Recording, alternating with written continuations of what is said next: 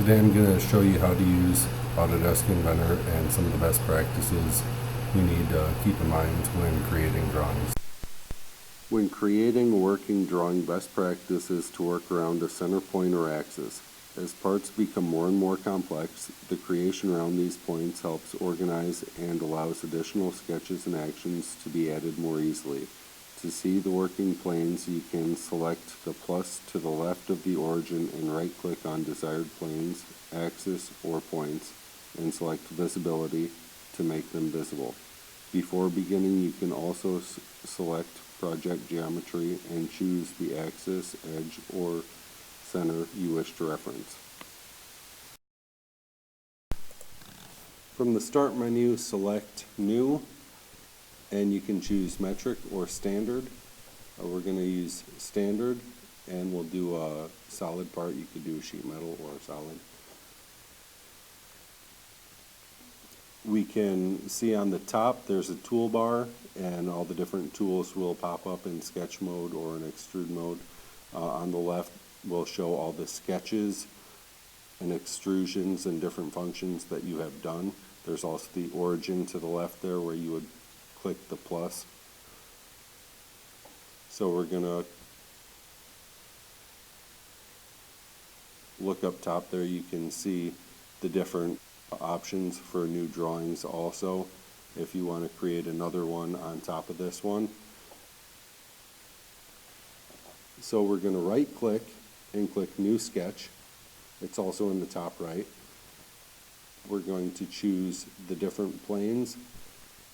XY is the plane that we're going to want to start with. And you can see the center point is highlighted in yellow.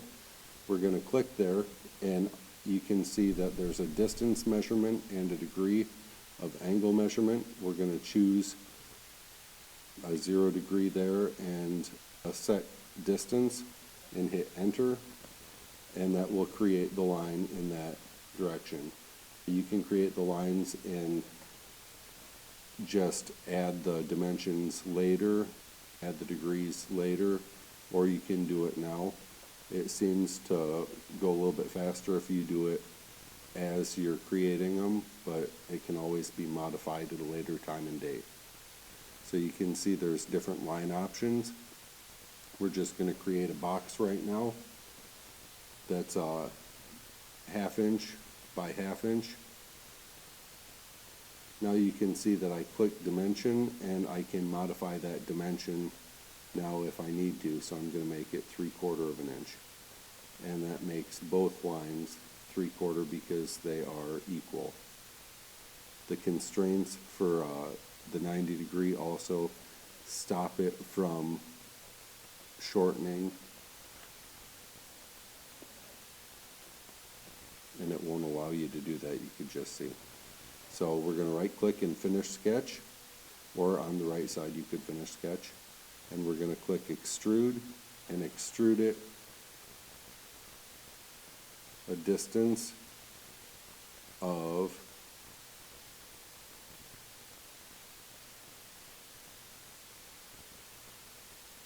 1/2 inch.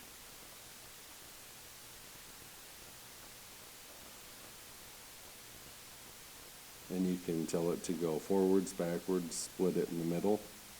We're going to split it and hit OK. That keeps the object centered. Now we're going to right click and New Sketch and click the surface we want to start a new drawing on. We can go up top and click Project Geometry and click the different actions that we want. We're going to choose a circle with a tangent on 3 points, so we'll click the 3 different lines, and I'm going to trim it out so we can round that right side off. So I'll right click and finish sketch, right click extrude, click the object that I want extruded, and I'll go to cut, distance of all, and it cuts my part out, so now I have a rounded shape on the right hand side. At this time you should go ahead and open a new project and make a new object of your own. Try the extrusion and play around with the program.